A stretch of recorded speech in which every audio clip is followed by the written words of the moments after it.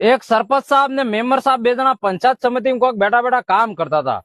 काम करता करते सरपंच साहब ने पेट में दुखाવો થઈ ગયો तो मेंबर साहब टक्यो सरपंच साहब ने बोलेराम नाखीने डायरेक्ट दवाखाने लई गयो। दवाखाने गयो डॉक्टर साहब चेक हेक કરીને કે કે ભાઈ અબાર તમે ખાવાનો શું ખાધો તો એમ તો સરપંચ સાહેબ બોલે ઈ પેલા મેમ્બર સાહેબ બોલી ગયો ઈ કે એમ તો ખાવામાં તો 2-3 તળાવડા ખાઈ ગયા હે किनक किनक 4-5 मकान खाई गया है 4-5 एक आरसीसी रोड खाई गया है। अरे हूँ बात करो 4-5 एक आका नाका बाथरूम खाई गया है। डॉक्टर के एम ने अनाज खावा में हूँ खाधो तो एम को बाकी तमे जे पेलो खाई गया ई तो तमार दुखावा जिंदगी भर नहीं मटवानो है। तो जटला जटला सरपंच ने कहवा मांगो के वधार खोने के न के या पेट में दुखावा रहवाना छे।